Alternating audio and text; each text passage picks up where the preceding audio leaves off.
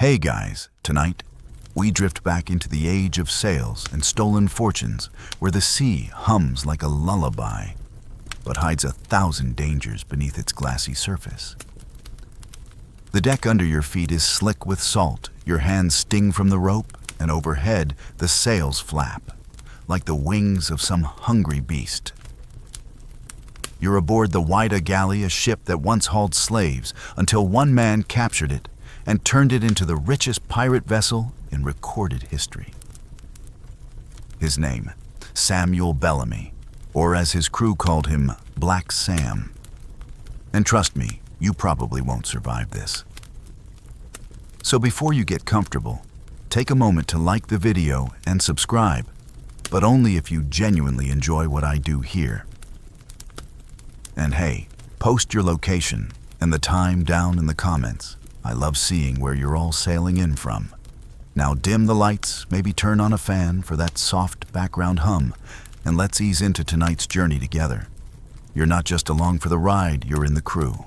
The year is 1717, and Black Sam is standing at the helm coat, flapping behind him, hair tied back, face lit by the moon. He's not your average pirate. No guttural growls or bloodshot eyes. The man speaks with polished moves with purpose and carries himself like someone who knows the world owes him everything it denied.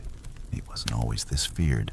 Sam started life as a poor English sailor, chasing dreams of status and riches in the New World. Somewhere along the way, he fell for a wealthy Boston woman, only to be told he wasn't good enough. So naturally, he decided to rob the world blind until it begged for his forgiveness. Within a year, he'd gone from nobody to legend, plundering over 50 ships with swiftness, charm, and strategy that would make a Wall Street shark blush.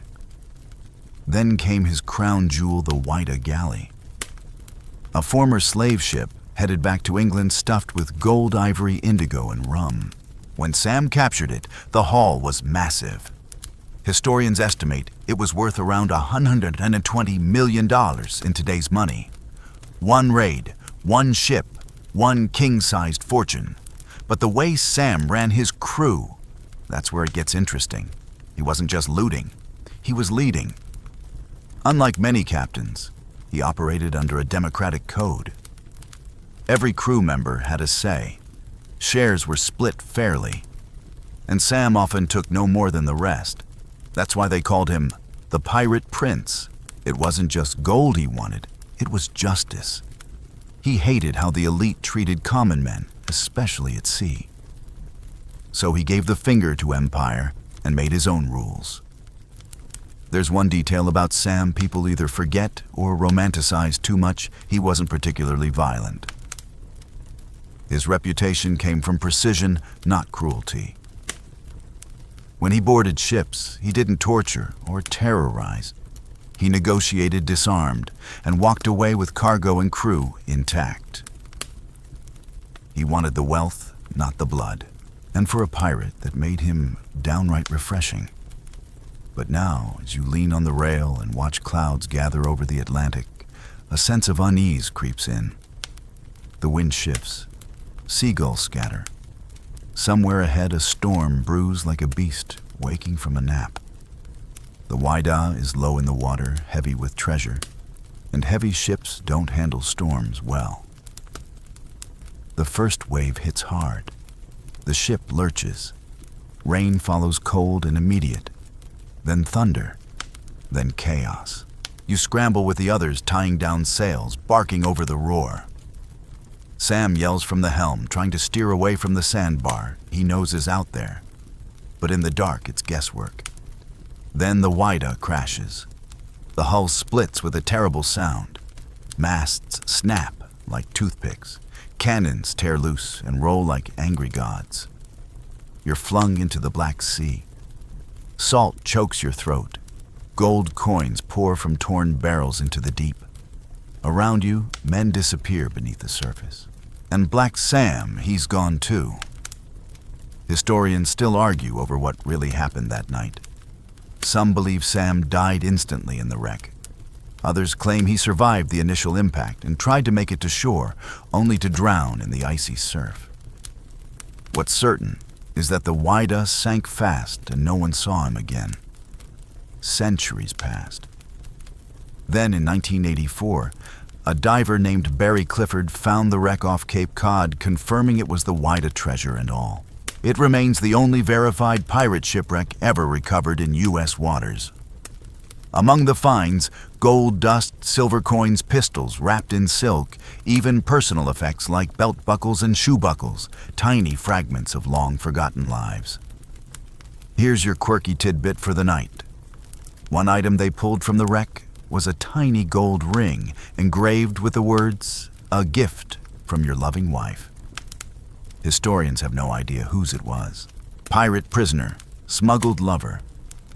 It's a tiny human mystery inside a legendary fortune. And the debate isn't over. Some researchers insist that not all of Bellamy's loot was aboard that night. There are whispers, unsupported but persistent, that he offloaded part of it beforehand, hiding it somewhere along the Massachusetts coastline. A few amateur treasure hunters still believe the rest is buried inland, waiting for a map, a clue, or a storm of your own to dig it up. You drag yourself from the surf clothes, torn body freezing but alive. The ocean is quiet now, its violence spent. Somewhere out there, under silt and salt, the Prince of Pirates lies with his gold arms folded, as if he planned it that way. You get to walk away. For now. The water shifts under your feet again, but this time it's warmer. Silk sails billow above you, and the ship you're aboard is massive, elegant, and disciplined. This isn't some drunken gang of Caribbean looters. You're in the South China Sea now, so you've just signed on with the most powerful pirate in history. Not a man, mind you, but a woman. Ching Shih. She doesn't growl. She doesn't swagger. She commands. And she does it better than any pirate admiral or emperor could ever dream. You're on one of her many red-sailed junks, gliding between green islands and craggy coastlines. The fleet stretches in every direction. Some say it was over 100 to 800 ships strong, others say closer to 400. But even conservative estimates make it clear Ching Shih commanded the largest pirate armada the world has ever seen. Tens of thousands of men. Pirates, fishermen, defectors, mercenaries swore loyalty to her. Even Qing dynasty officials had to ask her permission to pass through certain waters. She didn't just rule the sea, she practically owned it. You're assigned to a mid-level ship near the flagship. The discipline shocks you. There's no drunken shouting, no looting for fun. Everything is by the book. Ching Shih had rules, strict ones. No stealing from civilians, no deserting your post, no private looting. Anyone who disobeyed was executed. Sometimes their families were punished too. Sound harsh, maybe. But her tight control is exactly why her fleet didn't collapse under its own weight, like most pirate gangs. So how did she rise to power? Well, she wasn't born into piracy. She started life as a Cantonese prostitute. When she married Ching Shih, a notorious pirate captain, she negotiated her terms into the marriage, yes, negotiated, and secured influence over his growing pirate confederation. When he died suddenly in 1807, most thought she'd fade into obscurity. Instead, she took control of the entire operation, with help from her adopted son and also later her husband. Yeah, history is messy. She unified rival fleets, built a code of conduct, and demanded full respect. You watch her from afar.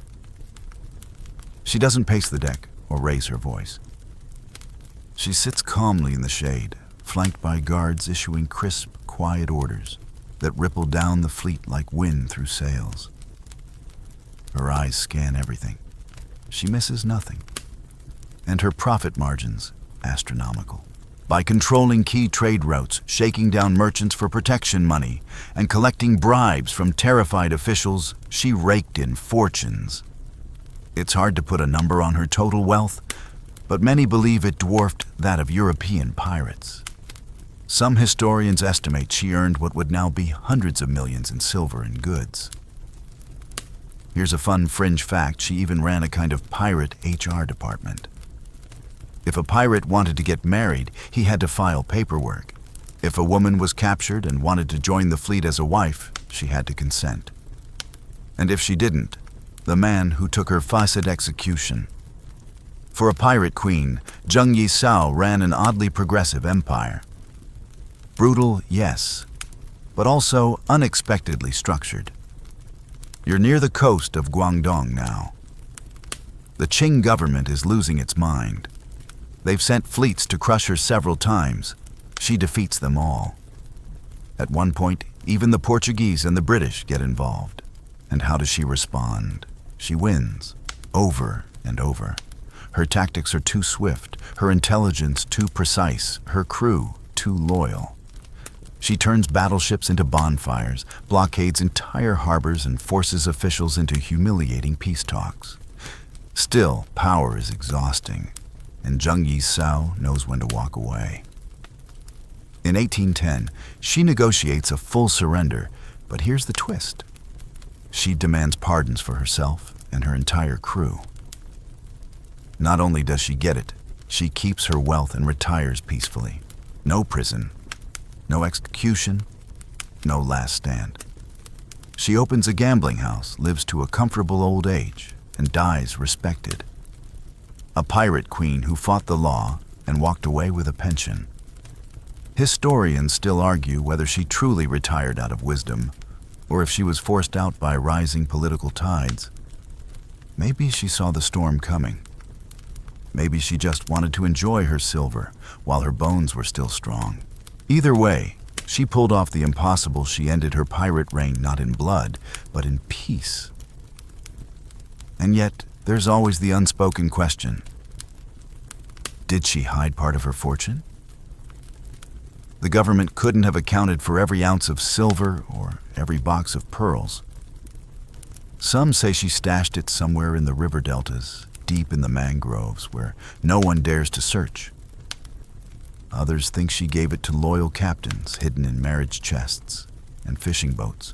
The sea mists swirl as the coast fades behind you. You sit in quiet awe. Ching Shih didn't need myth or magic. Her power came from cold reason and raw competence. She ruled not with fear alone, but with discipline and an understanding of human greed. And that perhaps is the most dangerous kind of pirate of all. Salt air stings your face again, but this time it's sharper colder. The sky above is thick with low clouds, and you're further west now near the Arabian Sea. The ship you're aboard feels tense, not chaotic, not undisciplined, just tight, like every man knows he's part of something big and dangerous and fast. You're sailing with Henry Every, the so-called king of pirates, and though his reign was short, the treasure you're about to steal might just make history. The deck vibrates under your boots as the sails snap full. Every's crew leans forward like bloodhounds, catching a scent. You're chasing two ships, royal vessels of the Mughal Empire, loaded with pilgrims returning from Mecca, and more importantly, with gold. Lots of it. The Ganj-i-Sawai, the larger of the two, is heavily armed and supposedly invincible. But you're not exactly scared. Not with Every in charge. Henry Every didn't start out as a pirate. He was a Royal Navy man, an officer, respectable even. But like so many others, he got tired of being underpaid, overworked, and ordered around by half-drunk aristocrats. So one night in 1694, while docked in Spain, he led a mutiny aboard the Charles II, renamed her the Fancy, and sailed off into legend. His idea was simple: go big, get rich, fast, and vanish. And spoiler alert, it mostly worked. The Fancy was sleek, fast, and surprisingly well run. Every didn't tolerate chaos. His crew, about 150 strong, ran the ship like a floating machine. Everyone had a job. Everyone wanted the same thing: one monstrous payday. And now, as you close in on the Mughal convoy, it's clear that moment is here. The attack is brutal and efficient. The first ship, the Fateh Muhammad, goes down fast. Light resistance, modest loot. But the second, the Ching Shih, is the real prize. It's a floating fortress with cannons in every direction and hundreds of armed guards. For a moment, there's doubt. The crew murmurs. Some hesitate. Then every gives the order. The sea explodes. Grape shot hisses across the water. The Fancy maneuvers like a shark, dodging broadsides and unleashing its own fury. You duck beneath a flurry of arrows, feel the heat of a cannon blast, miss your head by inches. Then a lucky hit, boom, rips through the Mughal ship's hull. The defenders falter. You board. And what follows? Well, here's where history gets uncomfortable. Mainstream records confirm the Fancy's crew plundered staggering amounts of treasure gold, silver gems, silk spices, possibly totaling over $600,000 at the time. That's nearly $150 million in today's currency. It was by far the largest known pirate haul ever taken in a single raid. But here's the grim bit, there were atrocities too. Women were aboard the Ching Shih. And while the historical record is fuzzy, some details sealed by scandal, others muddied by time, it's generally accepted that the crew committed horrific acts. Every himself may have tried to stop it. Or not. Historians still argue whether he lost control or turned a blind eye. What's not debated is the aftermath. The Mughal emperor, furious and humiliated, threatened to close English trading posts across India. The East India Company panicked. The British government declared Henry Every the most wanted man in the world. They printed thousands of wanted posters, posted bounties, and promised pardons for any pirate who helped capture him. You flee with the crew as the Fancy disappears into the open sea. Back to the Caribbean. Some men splinter off drunk on gold and ego. Every he vanishes, completely. His last known stop was the Bahamas, where he sold the Fancy and offloaded the treasure. After that silence, rumors swirl like storm clouds. Some say he bought a plantation and lived out his days in peace. Others claim he was betrayed by merchants, robbed, and died penniless. One story says he disguised himself as a beggar and died in poverty. Another insists he lived like a phantom king, his wealth stashed in secret vaults across the Atlantic. No one really knows. Here's a quirky little thread to tug on in the 1800s. A document surfaced claiming Every sent a letter to his family years after his disappearance, saying he could not show his face, but was content and safe. The handwriting, still debated, but it's just enough to keep treasure hunters sniffing around islands off the coast of Ireland and the Carolinas. You sit below deck now, the gold glinting around you in lantern light. It smells of spice and salt and sweat. Every coin represents a kingdom, a wedding, a war. You're rich, at least for the moment. But you can't help glancing toward the hatch every time someone walks by. Every made you rich, but also marked you.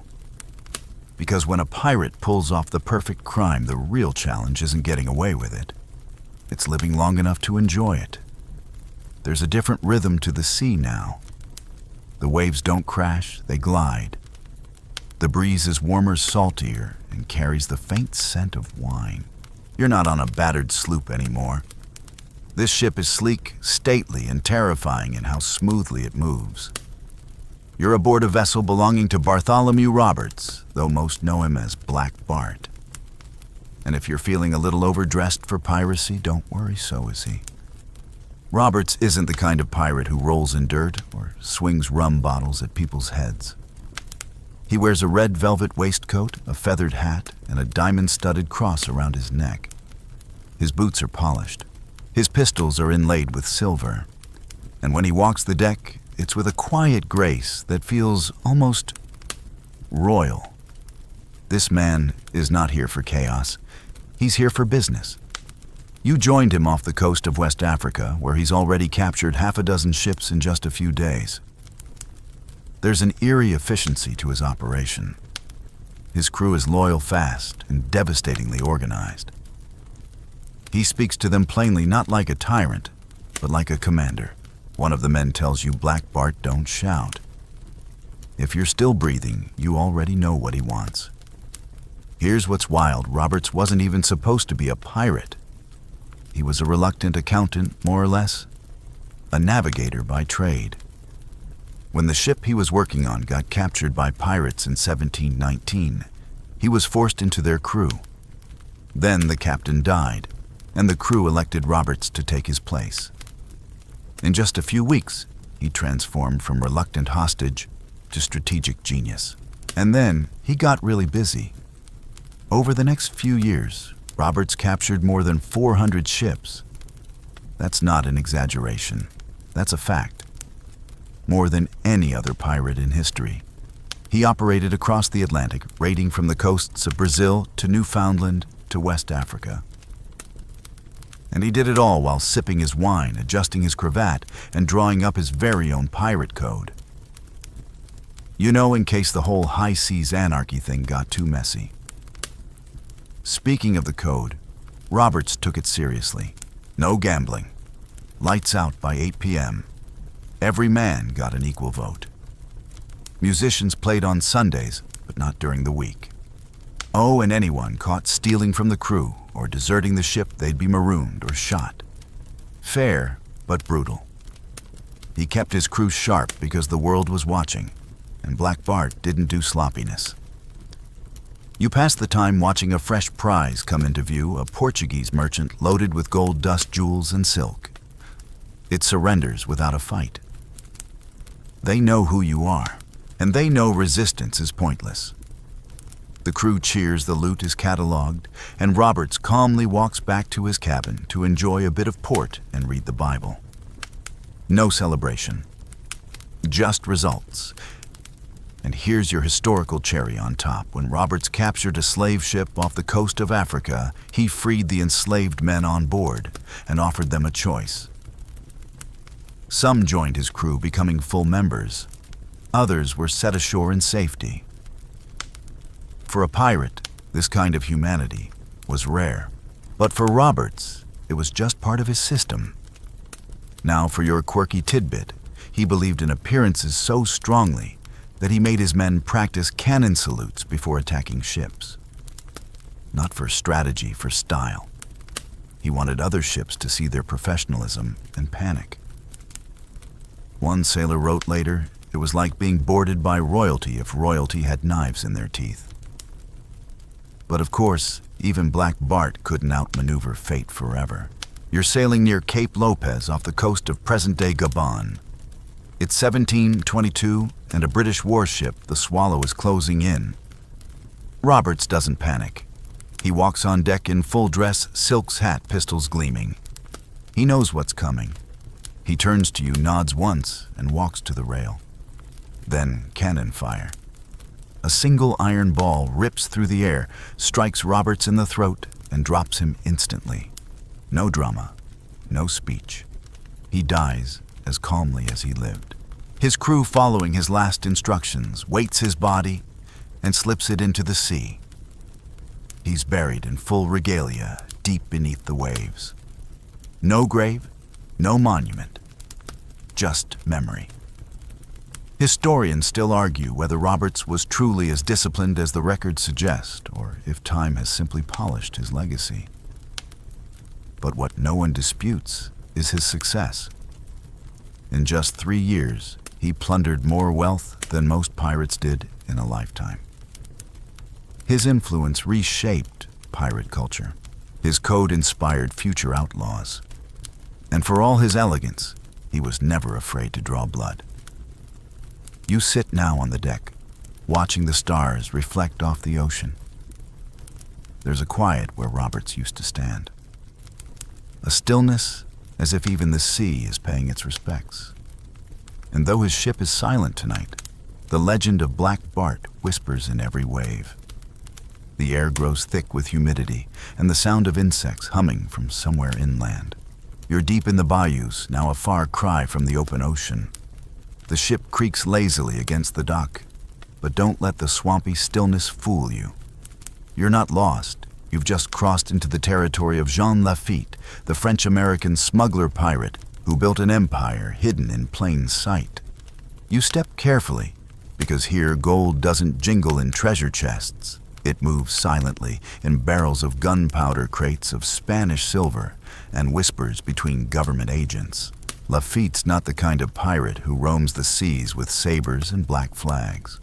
No, he's a businessman first, outlaw second, and a romantic legend only after the ledgers have balanced.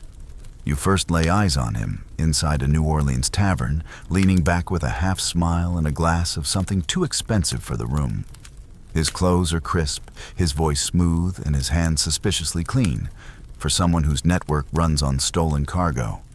This isn't a shipboard operation. Lafitte's kingdom is Barataria Bay, a tangle of waterways just south of New Orleans. A perfect hideout. Hidden ports, dense marsh, and access to every smuggling lane the Gulf has to offer. He runs it like a cartel. Dozens of ships, hundreds of men, and enough bribes paid to local officials to buy a small country. Some call him pirate, others call him patriot. Jean Lafitte calls himself a privateer, which is rich considering most of his papers were forged. He doesn't plunder ships with cannonballs. He intercepts them quietly, strikes deals with their captains, and resells the cargo through black market channels faster than any navy could track. Spanish gold Cuban cigars, European textiles, it all flows through his fingers. He even sells to American buyers who conveniently forget he's technically an outlaw. His real genius, playing all sides. That becomes especially clear during the War of 1812. The British approach him first, offer him a fortune in gold if he'll help attack New Orleans. Lafitte plays it cool, listens, nods, then goes straight to the Americans and tells them everything. Not because he's loyal, because he knows a good opportunity when he sees one. He offers Andrew Jackson his services ships, Cannon's men who know the swamps better than the alligators. Jackson agrees. And when the Battle of New Orleans erupts in 1815, Lafitte's men play a decisive role in the American victory. The U.S. wins. Lafitte becomes a folk hero. And conveniently, his crimes are wiped clean by presidential pardon. But here's where it gets murky. After the war, Lafitte doesn't go straight, not even close. He moves his base to Galveston Island, in what is now Texas, and sets up what can only be described as Pirate HQ 2.0. He names it Campeche, builds warehouses, mansions, even a courthouse. All completely illegal. Spain protests. The U.S. grumbles. Lafitte shrugs, and he's still making a killing. His Galveston operation pulls in millions by modern standards, mostly from smuggling and privateering raids disguised as patriotic missions. You start to notice a pattern. Every time Lafitte gets too big, too visible, he vanishes just in time. Authorities close in, he burns his base and sails off into the fog like it was all a dream. Here's a quirky gem for tonight. Lafitte once published a newspaper ad denying he was a pirate. Seriously, he argued he was misunderstood, misrepresented, and unfairly treated by the press. Which honestly feels pretty modern. Imagine a pirate running a PR campaign. But his end, that's where the fog thickens. One version says he died in a naval battle off the coast of Honduras. Another says he faked his death, changed his name, and lived quietly in the American Midwest. There are even gravestones in Texas and Louisiana that supposedly mark his resting place, but none have been proven. Historians still argue whether Jean Lafitte was truly one man or a carefully maintained legend stretched across multiple personalities. Some think Lafitte was a name passed between brothers or partners. Others say he became a symbol of anti-colonial rebellion in the Gulf, more idea than individual. What no one debates is this: he got rich. Very rich. And he did it with barely a drop of blood spilled. Most of his fortunes were made not through combat, but commerce. He made piracy feel like high finance. He smuggled his way into history and vanished with barely a cannon fired. Now you lean back on the deck, bayou mist rising around you. Somewhere nearby, a bullfrog croaks. Fireflies flicker in the dark. You think of Lafitte, half ghost, half tycoon, sipping fine wine and watching the world change, knowing he beat it to the punch by at least a century. The sea changes once again. Colder, sharper, the breeze carries not rum or spices, but gunpowder and English tea. You grip the rail of a heavily armed ship as it rounds the tip of South America. You're not flying a skull and crossbones this time. You're under the Union Jack. The man beside you is dressed in fine wool, gold-trimmed sword at his hip, but don't let the uniform fool you. This is Sir Francis Drake, England's beloved sea dog. And yes, technically he's a knight. But let's not kid ourselves. Drake was a pirate, a state-sponsored one, and he got very, very rich doing it. You first meet him in the late 1570s, just as Queen Elizabeth III is ramping up her quiet war against Spain. England isn't strong enough yet to fight openly, but they're getting clever. They send out privateers, licensed pirates, to raid Spanish treasure ships under the pretense of patriotism. Drake is their best, their golden boy, their secret weapon with a grin full of salt and a compass that always points toward gold. His ship, the Golden Hind, creaks with ambition. Not chaos, this is a professional crew. The kind that moves with purpose. The kind that knows the Queen herself is watching. You've heard whispers that Drake doesn't just want treasure, he wants history, legacy, and preferably both. You sail with him along the Spanish Main, South America's western coast, where Spanish galleons routinely ferry silver and gold from Peru back to Europe. The trick is timing. Spain guards its fleets well, but Drake is patient, calculating, and also not above hiding behind a small island for weeks just to ambush one treasure ship. And when he finally does, oh, it's glorious. In 1579, near modern-day Ecuador, Drake intercepts the Nuestra Señora de la Concepción, known to the crew as Cacafuego, which, yes, loosely translates to fire shitter. The name doesn't help. The ship is enormous, slow, and stuffed with treasure. It surrenders without much fight. Drake and his men climb aboard, and what they find is staggering. Silver bars, gold coins, fine china, precious stones. Enough to make a small nation blush. When they count it all up later, the haul is worth more than $130 million in today's money. One ship, one score. A moment so massive that when Drake returns to England, Queen Elizabeth promptly knights him on the deck of his own ship. Which, if we're being honest, is the most polite way to reward piracy in history. Here's your quirky tidbit for tonight. On that same journey, Drake became the first Englishman to circumnavigate the globe. Yep, he took the long way home. After plundering his way up the Pacific, he continued sailing west around the Cape of Good Hope back to England. So technically, he didn't just rob the Spanish, he lapped the planet doing it. And while England saw him as a hero, Spain, well, let's just say he was enemy number one. King Philip II reportedly put a massive bounty on Drake's head, something like 20,000 ducats dead or alive. That's over 7 million in today's dollars. And yet, no one ever collected. Drake was too fast, too smart, and always one ocean ahead. Now historians still argue whether Drake was a fearless explorer who happened to raid ships or a pirate who used exploration as cover. He kept detailed journals, but they're filled with royal flattery and convenient gaps. One moment he's mapping coastlines, the next he's liberating Spanish gold. Even now, scholars debate how much of his story was inflated to please the crown and how much was true. But make no mistake, Drake was rich. Very rich. He invested his treasure into land ships and political connections. By the time of his death, he was not just a knight. He was a legend with enough wealth to rival nobility. And that death, it wasn't exactly cinematic. In 1596, during a return trip to the Caribbean, Drake contracted dysentery and died aboard ship near Panama. He asked to be buried at sea in full armor inside a lead-lined coffin. His body was dropped into the deep with full honors, and that was that.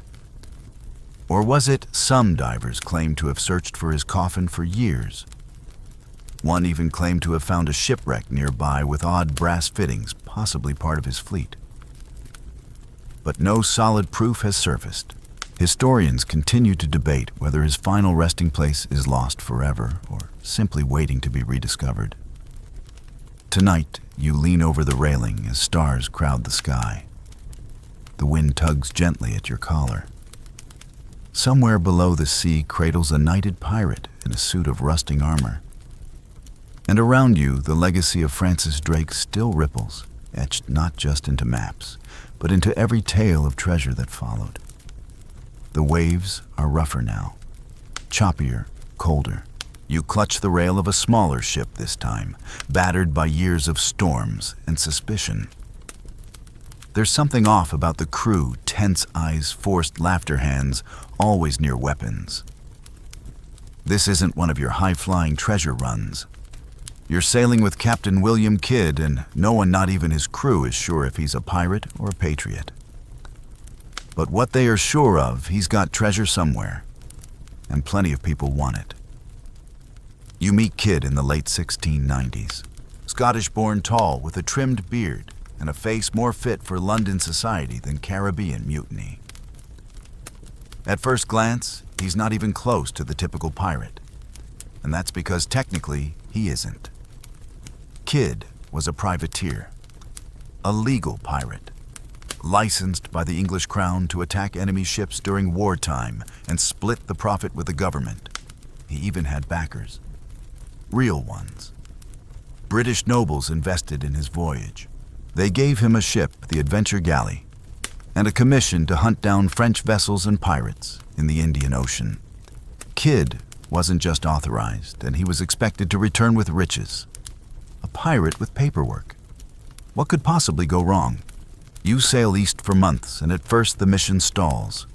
No enemy ships, crew growing restless, supplies running low. Then finally a prize appears. The Quedo merchant, an Armenian ship sailing under French passes. It's complicated. The ship's ownership is murky, its cargo clearly valuable. And Kidd makes a call. He seizes it. Boom. That's it. That's the decision that flips everything. The Quedo merchant is worth a fortune: silks, gold, opium, textiles, possibly $10 million by today's estimate. Kidd's crew is thrilled. But the ship's complex papers and multinational crew mean it's not a clean target. Suddenly, Kidd isn't just a privateer, he's a pirate in the eyes of the law. Word spreads fast. Back in London, politicians panic. Kidd's backers scramble to distance themselves. You can feel the mood shift aboard. Crew members whisper, some desert. Kidd senses it too. He starts hiding the loot, some in the Caribbean, some in New York. Maybe even on Gardiner's Island, just off Long Island, where he reportedly buried chests of treasure before turning himself in. And here's your quirky moment legend, says he buried the treasure hoping it would buy his freedom. As if presenting shiny gold to a judge would make everyone forget about the whole piracy thing. It didn't work. You arrive in Boston with him. He surrenders, believing his political ties will protect him. They don't. He's arrested, shackled, sent to England for trial. And in 1701, he's hanged. Not once, but twice. The rope snapped the first time. The crowd laughed nervously. The executioner got a second rope. This time it held. They left his body to rot in an iron cage along the River Thames for years just to make a point. A warning to any sailor with dreams of blurred lines and buried chests. But the treasure, that's where things get weird. Historians still argue whether Kidd's treasure was real or inflated by rumor. The chests he reportedly buried on Gardiner's Island were recovered about $14,000 worth of goods. But many believe that was just a fraction. Over the years, dozens of maps have surfaced, most fake, some mysterious claiming to show the location of his hidden stash. Long Island, the Caribbean, Madagascar, even New Jersey, treasure hunters are still looking. Metal detectors in hand, hopes high. In 2015, divers in the Dominican Republic claimed they found a silver bar from Kidd's wreck. Turned out, it wasn't silver, it was mostly lead. Probably ballast. Another dead end. Still, the name Captain Kidd remains synonymous with buried treasure. The Classic X marks the spot pirate story. A lot of that started with him. Real or not, the myth endures. You sit in the dim light of the hold, feeling the ship rock gently. A worn map lies open on a barrel beside you, unmarked, unproven, but calling to you all the same. Kidd was no Blackbeard, no Black Bart, but he walked a line most never dared. Pirate or pawn, hero or fool, even history can't decide. But you know one thing for sure. Somewhere, maybe under a tree, maybe beneath the sea, there just might be a chest full of regrets and gold. The ship rocks gently now as you wipe sea spray from your eyes, but this journey feels different. You're not after fleets or kingdoms, you're chasing a whisper. A mystery. You're in the Indian Ocean, standing beside a man known as Olivier Levasseur, though among pirates he's simply called La Bouse the Buzzard. And that nickname, it's well-earned. He circles his prey watches in silence, then strikes with stunning precision. But what makes La Bouse more than just another raider isn't how he fought. It's what he left behind. Tonight, you're part of a lean, ruthless crew aboard a swift brig. No drunken revelry, no wild flags. This is a man who operates like a ghost. The seas around Madagascar are your hunting ground, and the East India ships are your prey. Trade between France, India, and Africa is booming. And that means the vessels you target are loaded with spices, silk coins, and the occasional stash of precious gems. Your biggest prize, the Nossa Senhora do Cabo, a Portuguese galleon that's practically groaning under the weight of its treasure. It's an escort ship, part of a royal convoy, carrying a Bishop Noble's soldiers, and according to many accounts, a treasure that still makes historians sweat. Gold ingots, goblets, diamonds, monstrous pearl necklaces, altars made of pure ivory, adjusted for today, somewhere north of $200 million. One ship, one day. And Levasseur takes it like a lion swiping dinner from a stunned ox. But what does he do next? That's where things take a hard left into legend. Unlike other pirates, La Bouse didn't squander it all in taverns or toss it into chests for dramatic effect. No, he disappears with it. Completely. The French, Portuguese, and British all hunt for him. They know how much was taken. They know what it's worth. But no one finds the treasure. Instead, La Bouse vanishes into the waters off the Seychelles. You hear stories whispered among the crew that he stashed it on an uninhabited island, that he built decoy chests filled with stones to confuse pursuers, that he carved signs into boulders and buried cryptic messages in the trees. The man wasn't just clever, he was theatrical.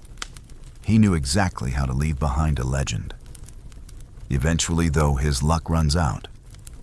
He's captured in 1730 and brought to Réunion Island, where a gallows is waiting. But even in chains, he's not finished. As the noose is placed around his neck, Levasseur reportedly throws a piece of parchment into the crowd and shouts, "Find my treasure, the one who may understand it," or something close to that. The exact quote varies depending on who's telling the story. But the idea is the same. He left behind a cipher. That piece of paper, it becomes one of the most obsessed over pirate documents in history. A strange collection of symbols, maps, riddles, and shapes. No clear directions, just clues. In 1923, a man named Reginald Cruz Wilkins starts deciphering what becomes known as L'Abuse's cryptogram. He spends decades following it, mapping clues to Mahé Island in the Seychelles. He digs, he deciphers, he writes books, and dies without finding anything. Others take up the search. Still do. Some swear they found carvings on rocks. Others find coconut trees arranged suspiciously. One even claimed a cave collapsed while they were digging, guarded by some local curse, no less. But the gold's still missing. Historians still argue whether the treasure even exists. Some say L'Abuse spent it quietly bribing officials and living out his days under a false name. Others believe he really did hide it, planning to retrieve it before his capture, but ran out of time. Some even claim the French government found it secretly and kept quiet to avoid diplomatic scandal. And then there's the fringe theory, the fun one. It says L'Abuse left the treasure not as wealth, but as a message. That the real treasure was some kind of secret document or royal blackmail he planned to use. A ledger, a confession, no, something too dangerous to surface. And so he locked it behind a puzzle no one's cracked in 300 years. You step off the ship and onto the white sands of Mahé. Palm trees sway. The sun glints off the sea. Somewhere inland, a cave mouth yawns in the rocks, and the local guide mutters that it's cursed. You've heard it before. But this time, something in your gut stirs. You run your fingers over the worn symbols etched into the stone. Circles, arrows, stars. Is it gibberish, or is this the beginning of something? Maybe L'Abuse didn't die with a smirk because he was fearless. Maybe it was because he knew 100 years later, 1,000 feet would follow in his footsteps, chasing shadows he created with a grin and a stolen goblet. And now your boots are on that same path. You blink against the sting of smoke. Not from a fire, but from fuses. Lit, smoldering, woven into a man's thick black beard. The smoke coils around his face like a living thing, and behind it, 2 eyes gleam. Calm, calculated, and just a little amused. You found yourself on the deck of Queen Anne's Revenge, staring at the most infamous pirate of them all, Edward Teach. But you know him by another name, Blackbeard. You've heard the legends, of course, that he braided slow-burning matches into his beard to look like a demon, that he drank gunpowder with rum, that he shot his own crew just to prove a point. But standing here, you realize something. The stories often miss this man isn't mad. He's methodical. Every terrifying image, every bit of theater, it's all a plan. He doesn't yell. He doesn't rush. He walks his deck like a stage. You watch him stride from mast to mast, coat, billowing saber loose at his side. The crew moves quickly, efficiently.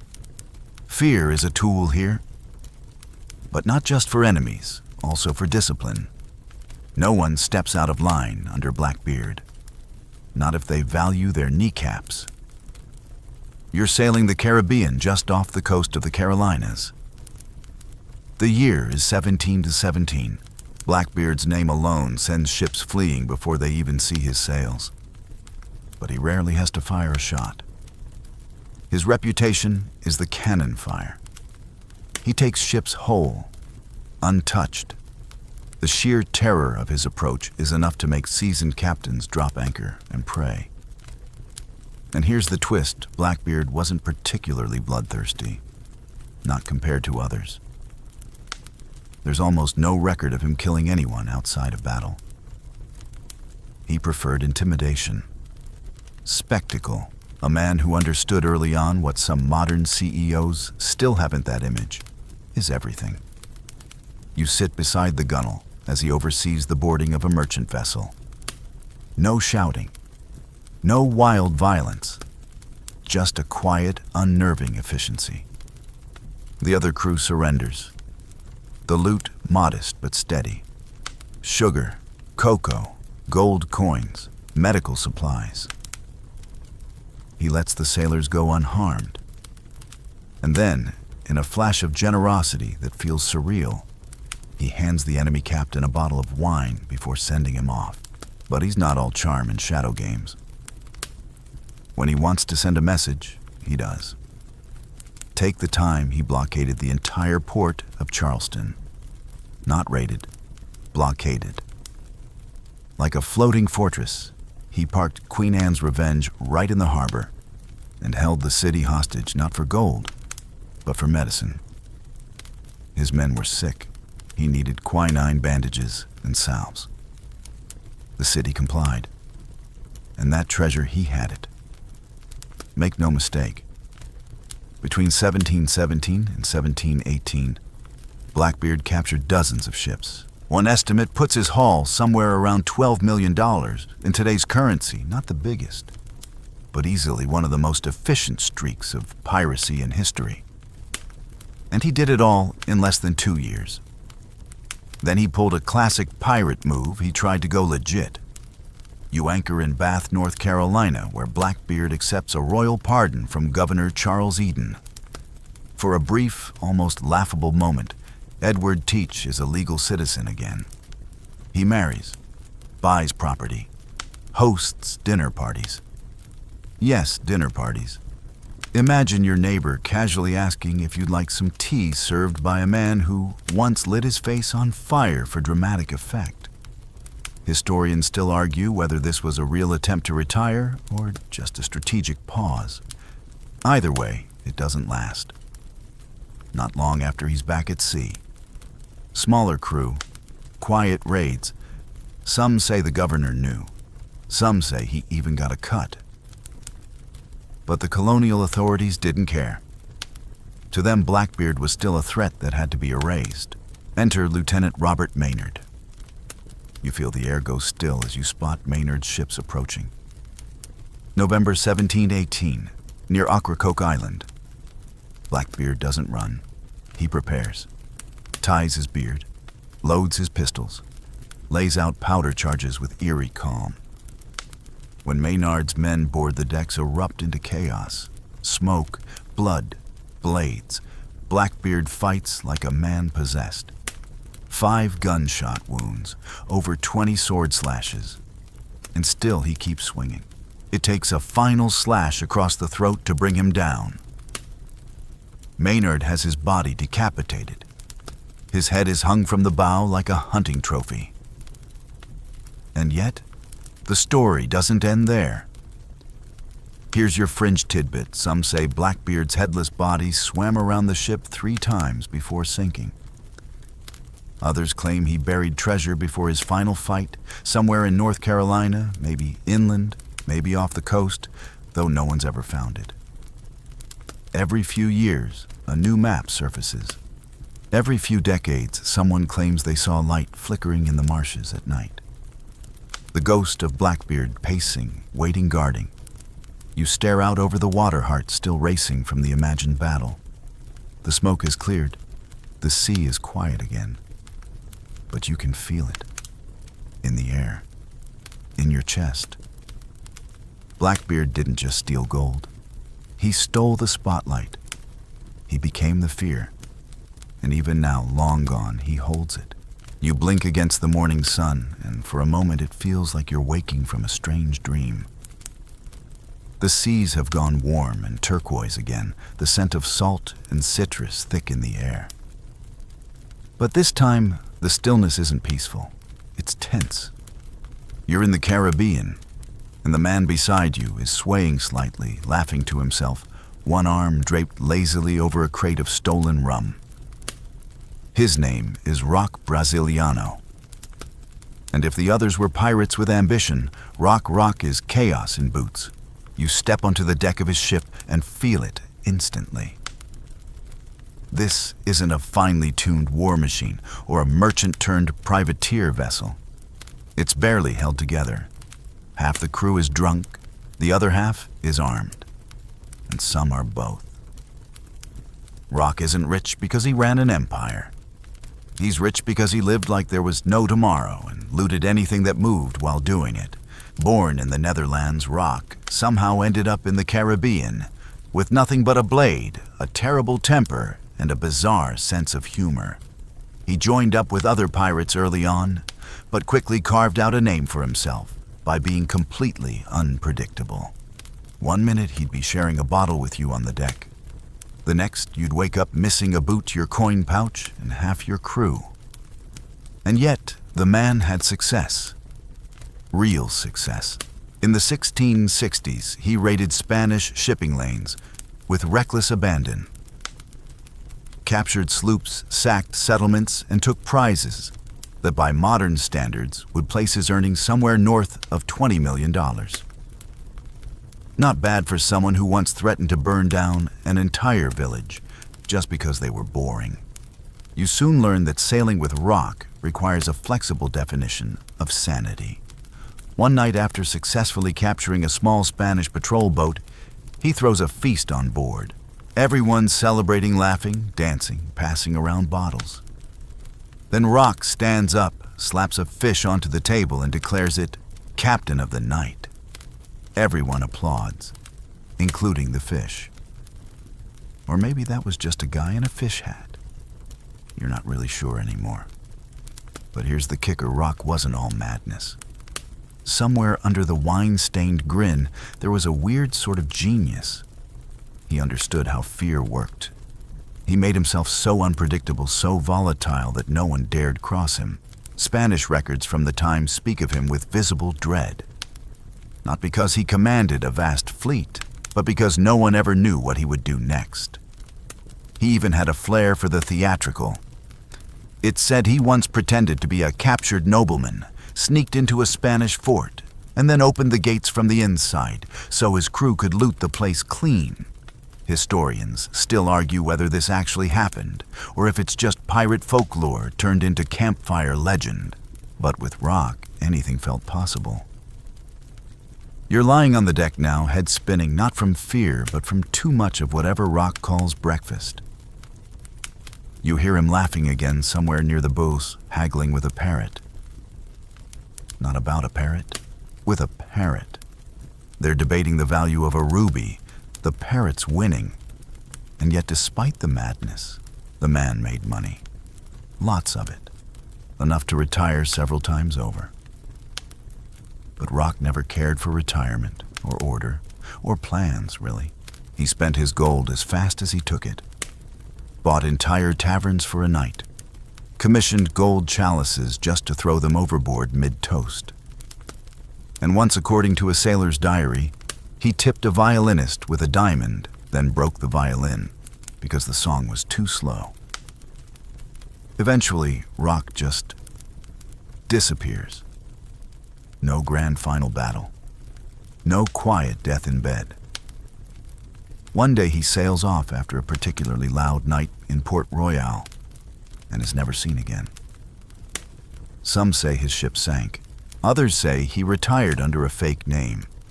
One theory suggests he was assassinated by his own crew for trying to marry a goat. Again, unverified.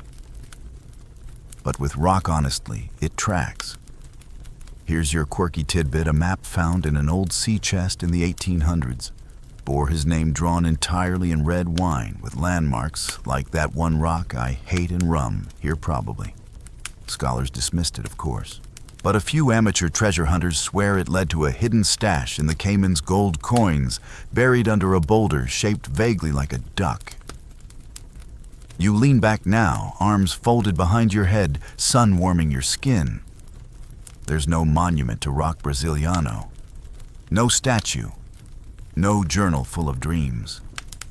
Just scattered stories, suspiciously loud laughter echoing in the night, and maybe a few barrels of gold still buried where only the mad would dare to dig. And you smile, because tonight, mad doesn't seem so bad. The sun glints off a lazy horizon as your ship rocks gently into deeper waters. Waters with fewer patrols, more whispers, and much richer prey.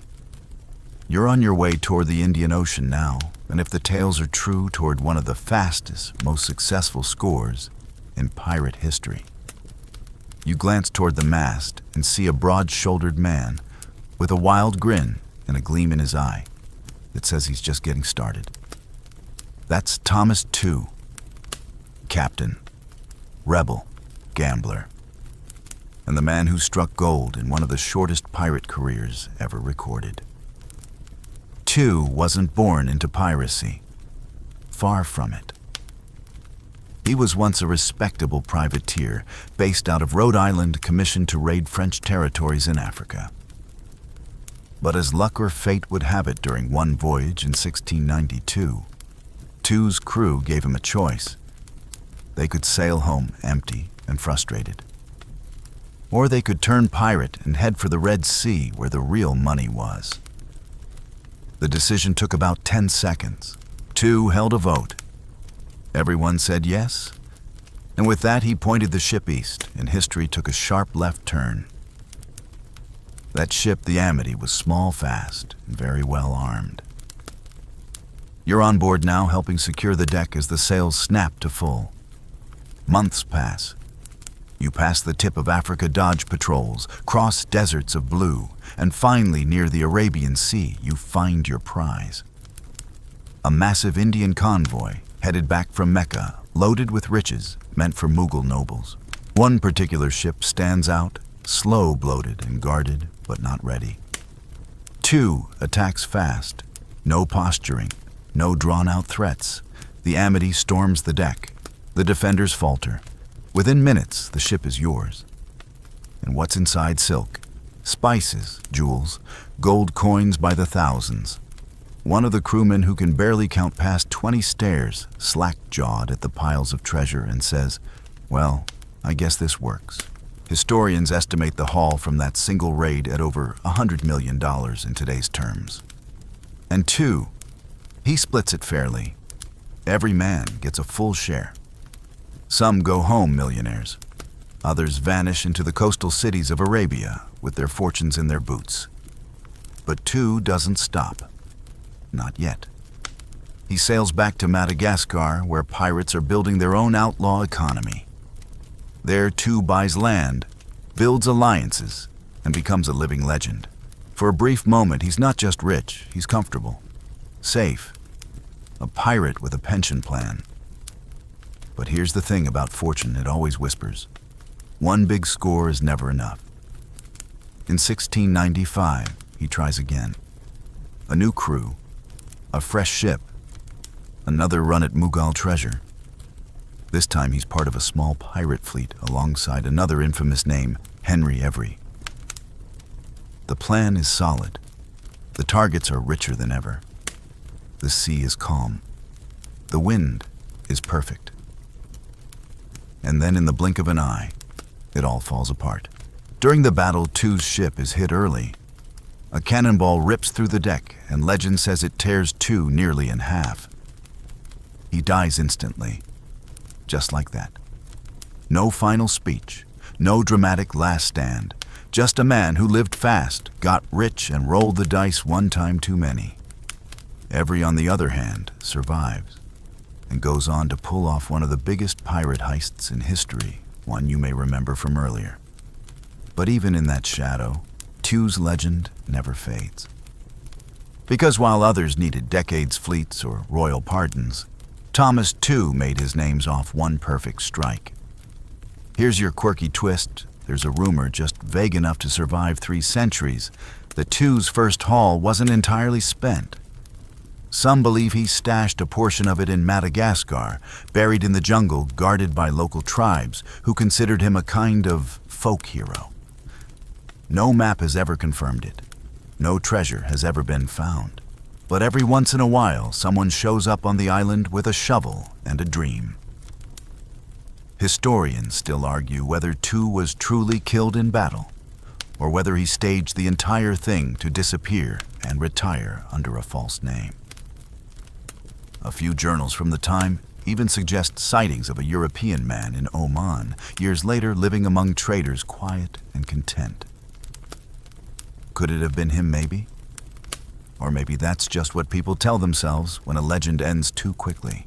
You stare down at the wooden deck, your fingers brushing a gold coin stamped with the face of an empire. Long gone. The sea is calm again, the sails slack with the weight of silence. There's no toast, no ceremony, just the knowledge that for one moment in the middle of nowhere, a pirate named Thomas Tu struck gold and made the world believe it could happen again. And if you're honest, part of you still does. The sky is softening now. Blush pink clouds stretch lazily across the horizon, as if even the heavens are winding down. But your story isn't over yet. Not without hearing from the two most whispered about pirates to ever set sail. You're aboard a modest brig, cutting through the waters near the Bahamas, and this time your ship doesn't belong to a notorious captain, it belongs to two. Anne Bonny and Mary Red. You glance around the deck, watching as they move, quick, sure-footed, no nonsense. Not dressed like queens or rebels, just sailors who earned their place with grit. And tonight, you sail with them into legend. Anne Bonny came from scandal long before she came from the sea. Born in Ireland, illegitimate daughter of a lawyer, she grew up fiery and stubborn. Her father disowned her. Society tried to tame her. Neither succeeded. She ended up in the Caribbean, married a pirate, then left him for another Captain Calico, Jack Rackham. But it wasn't Jack's story she stepped into. It was her own. Mary Red, on the other hand, had secrets even she wasn't supposed to tell. Raised as a boy to pass for a dead brother? Yes, really she joined the military disguised as a man, fell in love, then left it all behind after tragedy. She too landed in the Caribbean, and fate dropped her straight into Anne's path. You hear the rumors, of course, that they disguised themselves as men on board, that they were more vicious in battle than most of their crewmates, that they only revealed their true identities after the blood dried. Whether they dressed as men or not is still up for debate, but what's not debated is their ferocity. When other pirates fled, Anne and Mary fought. When their ship was cornered off Jamaica by the British, they were the last two still firing. That moment matters. When Calico Jack's crew cowered in the hold, that these two stood on deck, cutlasses drawn, shouting for the others to come fight like men. No one did. The ship was taken, the crew arrested, and the courtroom drama that followed. It burned itself into pirate lore. At their trial in 1720, both women were sentenced to hang. But they each claimed to be pregnant, pleading the belly, it was called. It worked. The executions were delayed. Mary sadly died in prison months later, likely from illness. But Anne, she vanished. That's your historical mystery for the night. No record of her death. No confirmed grave. Some say her wealthy father paid for her release. Others believe she escaped, changed her name, and lived out her days quietly in the American colonies.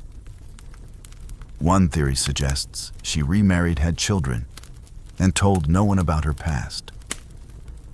The woman who once roared across the Caribbean seas faded into the whisper of motherhood and middle age. And yet, the legacy lingers. Historians still argue over just how involved the two women were in day-to-day piracy. Some records suggest they were fully active pirates, fighting, looting, taking shares. Others claim they were more like mascots or symbols, their reputation inflated by time and folklore. But most agree on this: their presence on those ships was not a novelty. It was earned. Their combined plunder hard to estimate. They sailed under Calico Jack, who took a modest number of prizes compared to other legends. But the real wealth they carried wasn't just gold or sugar. It was power. They cracked open a door that few dared even to knock on. Two women who made it clear you didn't have to fit the mold to make your mark.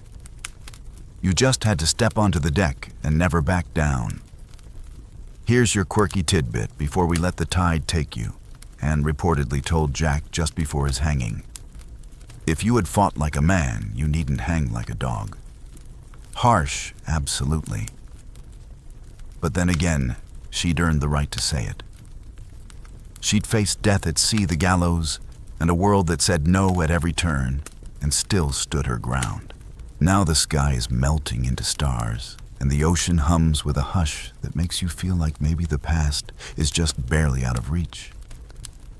You lean against the railing, imagining Anne and Mary standing here, two shoulder to shoulder, staring down fate without blinking.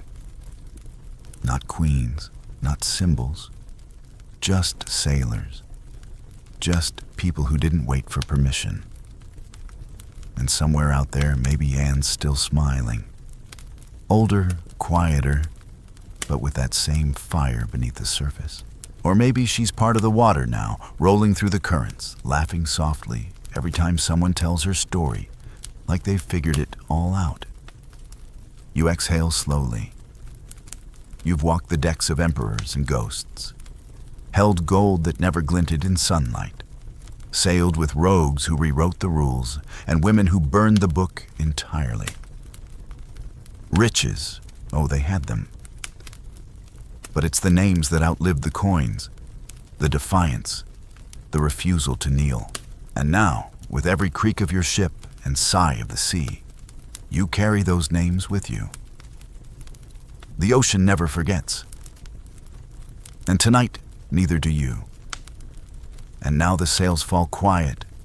The crests of the waves soften into slow, rhythmic sighs, and the air around you feels thicker, heavier, as if the sea itself has grown sleepy.